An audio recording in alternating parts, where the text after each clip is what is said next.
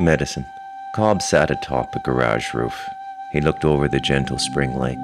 The world was just beginning to take form. There were pink ribbons where the sky and the world met, a brightening of the darkness, and the dimming of the few stars over the lake. The garage was a 4-car shed Cobb had rented on a side street in South Parkdale. It was well off the main road. It was the perfect place for his office and warehouse. Cobb had sold his first truckload of cigarettes in 3 days. He kept his money in a small black bag under his bed. He had been out of prison a little over 2 weeks, and he'd already made over $8,000. Cobb looked in the direction of the mental health center. It was one of their large, gray, dull institutional buildings. A place with absolutely no spirit.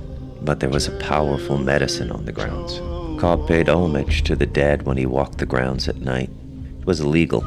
They had a high fence, but it was easy enough for Cobb to get over. He was drawn to the large park area surrounding the hospital, especially at night.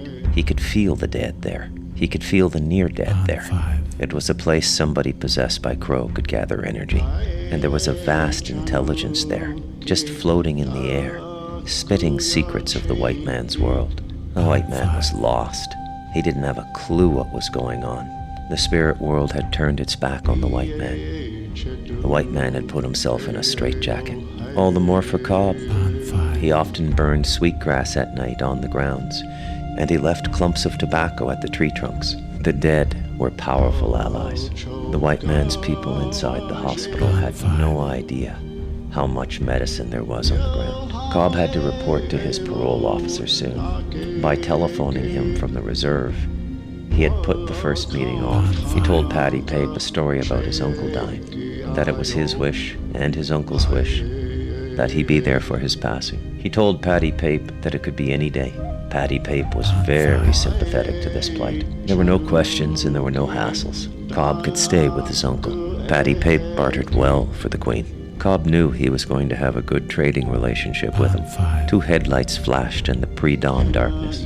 Cobb spoke back with a flashlight. A white van found its way to Cobb's garage. Cobb climbed down off the roof and opened the garage door. 2 Mohawks got out of the van and started unloading boxes of cigarettes into the garage. They unloaded the van in less than a minute. Then the 2 Mohawks waved quickly at Cobb, got into the van, and drove away just as quickly. It wasn't a social visit. Cobb closed the garage door and went back up onto the roof to finish watching the day's beginning. He burned sweetgrass. End of chapter.